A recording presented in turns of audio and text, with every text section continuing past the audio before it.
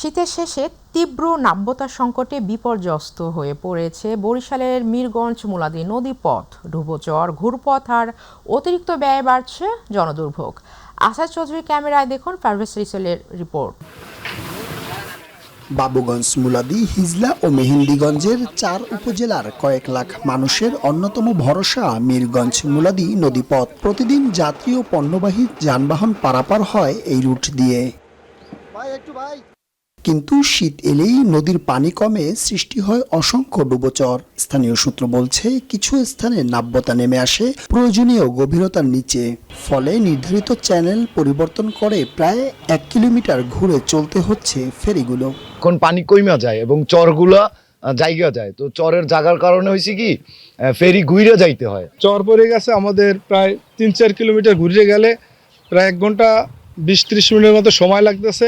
এর লেগে আমাদের অনেক ভোগান্তি, আমাদের কাঁচামাল থাকে, মাছ থাকে, এই মাল নষ্ট হয়ে যায়। সমস্যা এই যাত্রী পারাবার আবার চিল্লি করতেছে, ঘুরিয়ে আসা লাগে। বর্ষাকাল ঘুরিয়ে লাগে না, শুকনার সিজনে ঘুরিয়ে আসা লাগে।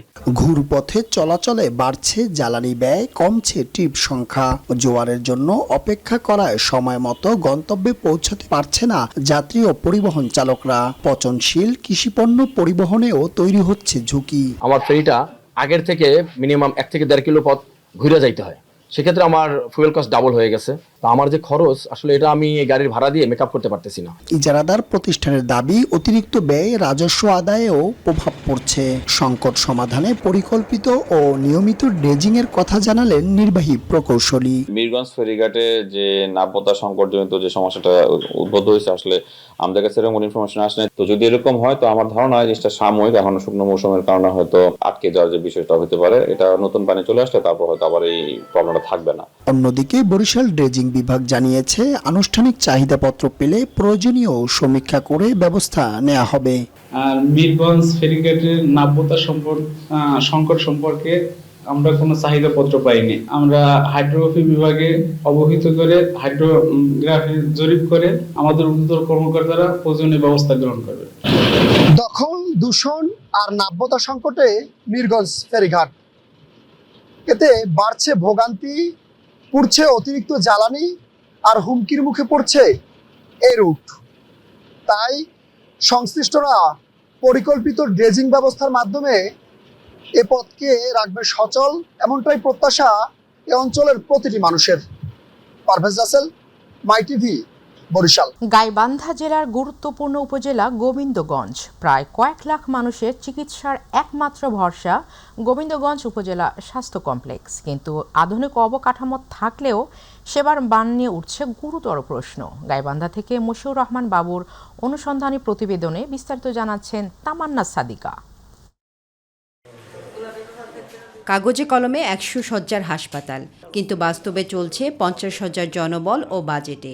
ফলে প্রতিদিন গড়ে ১৫০ থেকে ২০০ রোগীর চাপ সামলাতে হিমশিম খাচ্ছে গোবিন্দগঞ্জ উপজেলার স্বাস্থ্য কমপ্লেক্স কর্তৃপক্ষ।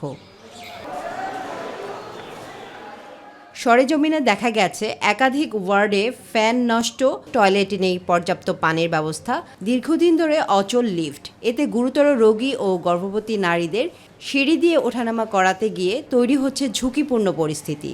অতিরিক্ত রোগীদের অনেকেই মেঝেতে চিকিৎসা নিচ্ছেন। মনে করছি এখানে ডাক্তার আসে না ঠিকভাবে, শুধু একবার ডাক্তার আসে, কমপক্ষে তো ৩বার আসা দরকার। পানি তো পরিষ্কার না, পানির মধ্যে ময়লা। লিফট নষ্ট হওয়ার কারণে রোগীরা অত্যন্ত ভোগান্তিতে পড়তেছে। আমি নিজেও এটার শিকার।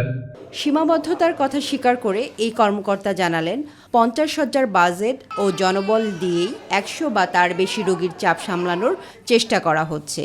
খাবার থেকে শুরু করে ওষুধপত্র সবকিছুই আমরা পাই হচ্ছে ৫০ শয্যা হাসপাতালের রোগী সংখ্যা হিসাবে। কিন্তু এই যে ৫০-এর উপরে যে রোগীরা থাকবে হাসপাতালে, সবাই কিন্তু আমাদের খাবারও পাবে না। ওষুধ যদি আমরা দেওয়ার চেষ্টা করি, যেহেতু ওটা আমরা নেই, কিন্তু খাবারটা আমাদের বরাদ্দ থেকে ফিক্সড ৫০ জনের। স্বাস্থ্য খাতে সরকারের বড় বিনিয়োগের পরও কেন পূর্ণাঙ্গ জনবল ও সরঞ্জাম নিশ্চিত হয়নি, তা নিয়ে প্রশ্ন তুলেছেন স্থানীয় সচেতন মহল।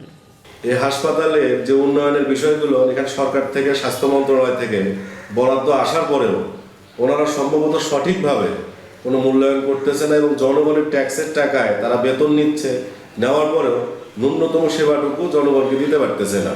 উপজেলাবাসীর প্রত্যাশা দ্রুত জনবল নিয়োগ, যন্ত্রপাতির সচল এবং কার্যকর তদারকি। তা না হলে আধুনিক ভবন থাকলেও স্বাস্থ্যসেবা থেকে বঞ্চিতই থাকবেন কয়েক লাখ মানুষ। তামান্না সাদিকা, মাই টিভি।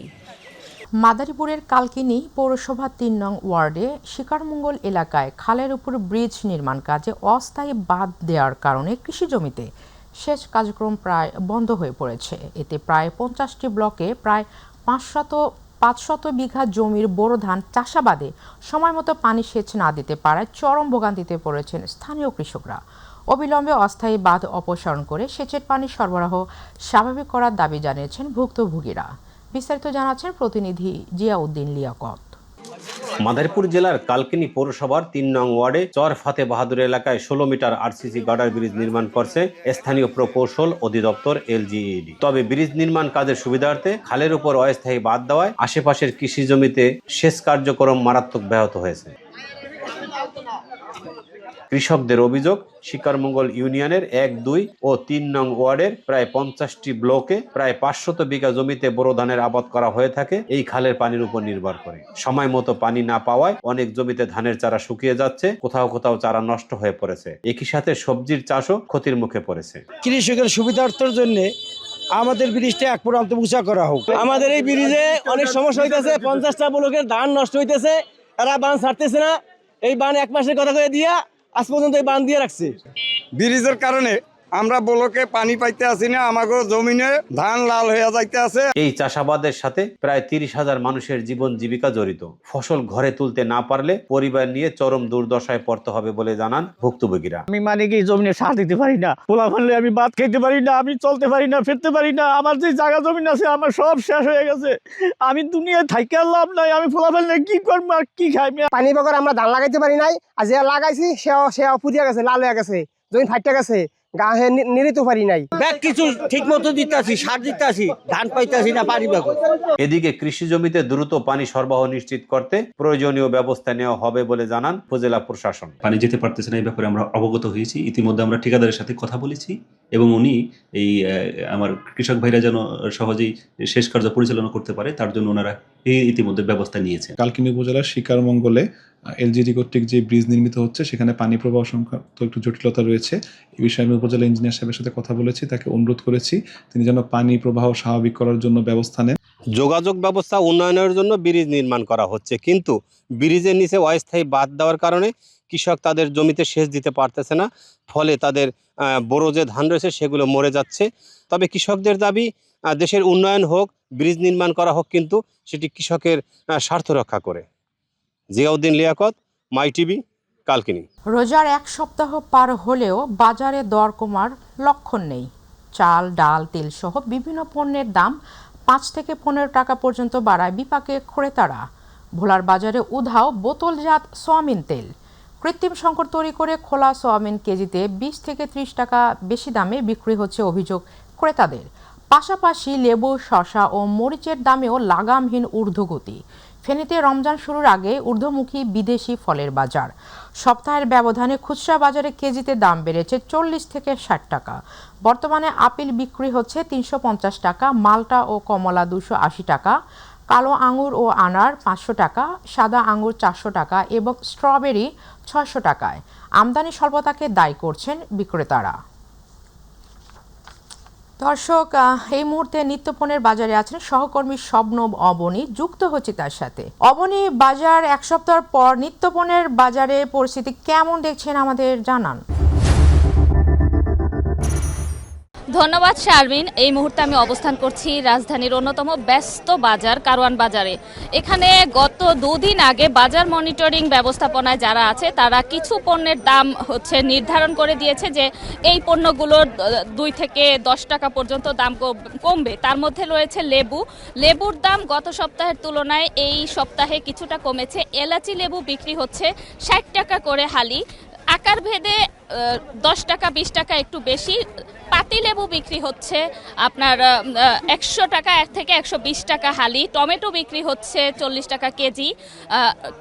শসা বিক্রি হচ্ছে জাত এবং আকার ভেদে বিক্রি হচ্ছে 60 থেকে 80 টাকার মধ্যে। কাঁচামরিচের দামও কিছুটা কমেছে। কাঁচামরিচের দাম গত সপ্তাহের তুলনায় এই সপ্তাহে অনেকটাই কম। এই সপ্তাহে কাঁচামরিচ 100 থেকে 120 টাকা কেজিতে বিক্রি হচ্ছে। সেই সাথে বলে রাখি, বেগুনের দাম ঊর্ধ্বমুখী। ক্রেতারা বলছেন যে বেগুনের দাম এখনো কমেনি, বরং বাড়তির দিকে। আকারভেদে বেগুন 120 থেকে 160 টাকা কেজিতে বিক্রি হচ্ছে। এছাড়া আপনার গাজর বিক্রি হচ্ছে 40 টাকা কেজিতে। আপনার পেঁয়াজ, রসুন, আদা যেগুলো আছে এগুলোর দাম মোটামুটি স্থিতিশীল থাকলেও ক্রেতাদের কাছে জিজ্ঞেস করে দেখলাম যে তারা বলছে যে দেশি আদা, তারপরে হচ্ছে বিদেশি থাইল্যান্ডের আদার মধ্যে দামের পার্থক্য অনেক। আমরা একটু ক্রেতার সাথে কথা বলবো, একজন ক্রেতার সাথে কথা বলে জানতে চাচ্ছি যে বাজার পরিস্থিতি কেমন, সেটা নিয়ে কতটুকু সন্তুষ্ট সে। কেমন দেখছেন আজকে বাজার দাম? বাজার দর বাংলাদেশে সবজির দাম রমজান মাস আসলে বাড়ে, অন্যান্য দেশে হলে কমে দেয়। তারপরে সিন্ডিকেট করে আমাদের বাংলাদেশের ব্যবসায়ীরা কিছু কিছু সিন্ডিকেট করে সবজির দামগুলো অনেকগুলো বাড়িয়ে দেয়। তারপরে গত সপ্তাহে সবজির দাম যেরকম ছিল, এ সপ্তাহে কিছুটা সবজির দাম কমছে। যেমন শসা ছিল 100 টাকার উপরে, লেবু ছিল 100 টাকার উপরে। এ তারিখে এ সপ্তাহে লেবুর দাম এবং শসার দাম অনেকটা কমছে বলে মনে হয়। তাছাড়া কিছুদিন আগে সংসদ সদস্য আসছিলেন বাজার মনিটরিং করার জন্য, তদারকি করার জন্য আসছিলেন। তিনি বলে গেছেন যে শক্ত হাতে মনিটরিং করতে হবে। আমরা যারা নিম্নবিত্ত মধ্যবিত্ত আছি, আমাদের যাতে ক্রয় ক্ষমতার মধ্যে রাখে সেই ব্যবস্থা তিনি করবেন বলে আশ্বাস দিয়েছেন। শারমিন শুনছিলেন একজন ক্রেতার মতামত। এছাড়া আদা, পেঁয়াজ, রসুনের কথা তো আমি জানালাম যে আদা, থাইল্যান্ডের আদা বিক্রি হচ্ছে 220 টাকা কেজিতে, দেশি আদা 180 টাকা কেজিতে, পেঁয়াজ বিক্রি হচ্ছে 60 টাকা কেজিতে। আপনারা এছাড়া গরুর মাংসের দাম এখনো বাড়তির দিকে। ক্রেতারা বলছেন যে গরুর মাংসের দামটা আরো কিছুটা কমা উচিত। মুরগি, ব্রয়লার মুরগি বিক্রি হচ্ছে 180 থেকে 220 টাকা কেজি পর্যন্ত, যেটা ক্রেতারা বলছেন যে 160 টাকা বা তারও নিচে থাকলে তাদের জন্য এটা সহনশীল পর্যায়ে আসে। আর হচ্ছে আপনার ফলের বাজার তো রোজা আসার পরে আগুন। ক্রেতারা বলছে যে ফলের বাজারে আপনার আপেল বিক্রি হচ্ছে 350 টাকা কেজিতে, আঙুর বিক্রি হচ্ছে 500 টাকা কেজিতে, আপনার আনার বিক্রি হচ্ছে 400 টাকা কেজিতে, স্ট্রবেরি বিক্রি হচ্ছে 600 থেকে 650 টাকা কেজিতে। এছাড়া রমজানের আনুষঙ্গিক যে পণ্যগুলো আছে, যেমন ছোলার দাম গত সপ্তাহের তুলনায় এই সপ্তাহে 10 থেকে 20 টাকা কমেছে। বেসনের দাম আগের অবস্থানেই আছে, 80 থেকে 90 টাকা, 100 টাকা কেজিতে বিক্রি হচ্ছে। বোতলজাত তেল বর্তমানে অ্যাভেলেবেল আছে, তবে 5 লিটার যে বোতল সেগুলোর দাম, সেগুলোর সরবরাহ বাজারে এখন কম দেখা যাচ্ছে। মাছ মাংসের বাজারের কথা বলতে গেলে মাছ মাংসের সব জায়গায় ক্রেতাদের সাথে কথা বলে আমরা জানলাম যে তারা বাজার দামে আসলে সন্তুষ্ট না। তাদের কাছে তারা বলছেন যে দামটা আসলে এখনো ঊর্ধ্বগতির দিকে আছে, সহনশীল পর্যায়ের না। মধ্যবিত্তের জন্য দামটা আসলে এখনো ঊর্ধ্বগতির দিকে। শারমিন, এই ছিল আমার কাছে কারওয়ান বাজার থেকে সর্বশেষ। অবনী, আপনাকে ধন্যবাদ। দর্শক, কারওয়ান বাজার থেকে রোজার নিত্যপণ্যের বাজার দর জানাচ্ছিলেন আমাদের সহকর্মী শবনম অবনী। দিনাজপুরের পার্বতীপুরে মাদক সেবনের দায়ে 7 ব্যক্তিকে জেল দিয়েছেন ভ্রাম্যমাণ আদালত। গতকাল দুপুরে উপজেলার খয়েরপুকুরহাট এলাকায় অভিযান চালিয়ে মাদকের আসর থেকে খাওয়ার উপকরণ সহ তাদের হাতে নাতে আটক করে মধ্যপাড়া পুলিশ তদন্ত কেন্দ্রের আভিযানিক দল। পরে উপজেলা নির্বাহী কর্মকর্তা ও নির্বাহী ম্যাজিস্ট্রেট সাদ্দাম হোসেন ভ্রাম্যমাণ আদালত পরিচালনা করে আটককৃতদের বিভিন্ন মেয়াদে সাজা দিলে বিকেলে তাদের জেল হাজতে পাঠানো হয়। পবিত্র রমজান মাসে নিত্য প্রয়োজনীয় পণ্যের বাজার দাম নিয়ন্ত্রণে রাখতে চুয়াডাঙ্গার দর্শনায় অভিযান পরিচালনা করেছেন ভ্রাম্যমাণ আদালত। বৃহস্পতিবার দর্শনা রেলবাজারে বিভিন্ন দোকানে অভিযান পরিচালনা করেন জেলা প্রশাসকের কার্যালয়ের সহকারী কমিশনার ও নির্বাহী ম্যাজিস্ট্রেট মোহাম্মদ আশফাকুর রহমান ও আবদুল্লাহ আল নাইম। অভিযানে নির্ধারিত বিক্রয় মূল্য তালিকায় যথাযথভাবে প্রদর্শন না করা, বেশি দামে পণ্য বিক্রি ও মেয়াদ উত্তীর্ণ পণ্য বিক্রির অভিযোগে ভোক্তা অধিকার সংরক্ষণ আইন 2009-এর 38 ধারায় মাস্টার ফাস্ট ফুড কর্নারকে 2000 টাকা, মুরগি ব্যবসায়ী মনিরকে 1000 টাকা ও মুদি দোকানি জয়নালকে 1000 টাকা জরিমানা করেন ভ্রাম্যমাণ আদালত। অভিযান চলাকালে বাজারে ক্রেতা ও বিক্রেতাদের ন্যায্য মূল্যে পণ্য বিক্রি ও ক্রয়ের বিষয়ে সতর্ক করা হয়। একই সাথে মূল্য তালিকা দৃশ্যমান স্থানে টাঙিয়ে রাখার নির্দেশ সহ দর্শনা দোকান মালিক সমিতির নেতৃবৃন্দকে সতর্ক বার্তা দেওয়া হয়। রমজান ও ঈদকে সামনে রেখে চট্টগ্রামের চাকতাই ও খাতুনগঞ্জ এলাকায় অস্বাস্থ্যকর পরিবেশে সেমাই তৈরির অভিযোগে 3টি কারখানাকে 3,60,000 টাকা জরিমানা করেছে ভ্রাম্যমাণ আদালত। অভিযানে অংশ নেয় rapid action battalion, Bangladesh standards and testing institution, জেলা প্রশাসন ও ভোক্তা অধিকার সংরক্ষণ অধিদপ্তর। অভিযানে দেখা যায় ময়লা পানি ব্যবহার করে সেমাই তৈরি, খোলা ছাদে ধুলোবালির মধ্যে শুকানো, মার্কোসার জাল ও আবর্জনা স্তূপে পণ্য সংরক্ষণ করা হচ্ছে। কোথাও নেই মান পরীক্ষার ল্যাব কিংবা প্রয়োজনীয় অনুমোদন। র্যাব জানায় এসব কারখানায় প্রতিদিন 30 থেকে 40 মণ সেমাই উৎপাদন হয়ে নিম্ন আয়ের মানুষের এলাকায় সরবরাহ করা হয়। জনস্বাস্থ্য সুরক্ষায় এই ধরনের অভিযান অব্যাহত থাকবে বলে জানিয়েছেন সংশ্লিষ্টরা। যশোর, ঝিনাইদহ ও মাগুরা জেলায় সংঘটিত বিভিন্ন সড়ক দুর্ঘটনায় আহত ব্যক্তি ও নিহতদের পরিবারের সদস্যদের মাঝে আর্থিক সহায়তার চেক বিতরণ করেছে বাংলাদেশ সড়ক পরিবহন কর্তৃপক্ষ BRTA ট্রাস্টি বোর্ড।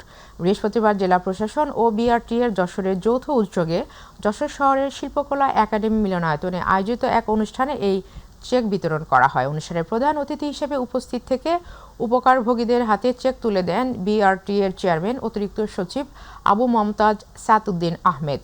যশোরের অতিরিক্ত জেলা ম্যাজিস্ট্রেট ইরফা সুলতানার সভাপতিত্বে আয়োজিত অনুষ্ঠানে সরকারি কর্মকর্তা, পরিবহন সংশ্লিষ্ট প্রতিনিধি ও সুশীল সমাজের নেতৃবৃন্দ উপস্থিত ছিলেন।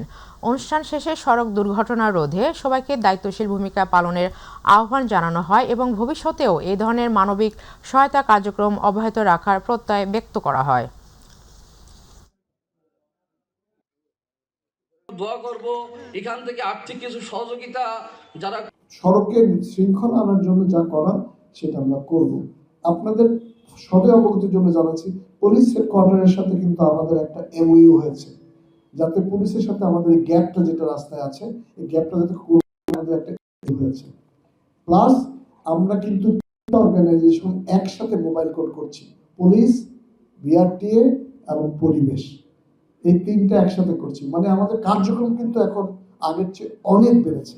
লক্ষ্মীপুর 2 আসনের সংসদ সদস্য আবুল খায়ের ভূঁইয়া বলেছেন, কোনো সংস্থার কোনো জায়গায় কোনো দুর্নীতি হবে না, জিরো টলারেন্স। দুর্নীতি ও ড্রাগস এই দুটার বিরুদ্ধে আমাদের জিহাদ ঘোষণা। বৃহস্পতিবার লক্ষ্মীপুরের রায়পুর উপজেলা পরিষদ মিলনায়তনে উপজেলা আইন শৃঙ্খলা কমিটির মাসিক সভায় প্রধান অতিথির বক্তব্যে এসব কথা বলেন তিনি। রায়পুর উপজেলা নির্বাহী অফিসার মোহাম্মদ মেহেদি হাসান কাউসারের সভাপতিত্বে অনুষ্ঠিত সভায় আরও উপস্থিত ছিলেন সহকারী কমিশনার ভূমি নিগার সুলতানা, থানা ভারপ্রাপ্ত কর্মকর্তা মোহাম্মদ শাহিন মিয়া সহ বিভিন্ন সরকারি বেসরকারি সংস্থার কর্মকর্তা, ইউনিয়ন চেয়ারম্যান, ব্যবসায়ী ও সাংবাদিকবৃন্দ।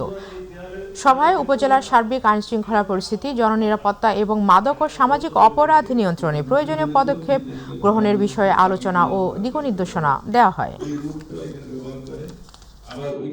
শরীয়তপুর জেলার সদর উপজেলার শৈলপাড়া ইউনিয়নের 2 নং ওয়ার্ডের গয়ঘর গ্রামের কালীবাড়ির পাশের 23 নং মৌজার খাস জমি থেকে অবৈধভাবে ভিকু দিয়ে জোরপূর্বক মাটি কাটার অভিযোগ উঠেছে একটি সংঘবদ্ধ চক্রের বিরুদ্ধে। রাত নামলেই চলে একাধিক ট্রাকে করে খাস জমির মাটি বিক্রির মহোৎসব। উপজেলা প্রশাসনের চোখ ফাঁকি দিয়ে প্রভাবশালী একটি চক্র দীর্ঘ দিন ধরে এই কার্যক্রম চালিয়ে যাচ্ছে বলে অভিযোগ সাধারণ মানুষের। দ্রুত তদন্ত সাপেক্ষে জড়িতদের চিহ্নিত করে আইনানুগ ব্যবস্থা গ্রহণ ও খাস জমি রক্ষায় কার্যকর পদক্ষেপ নেওয়ার দাবি সাধারণ মানুষের।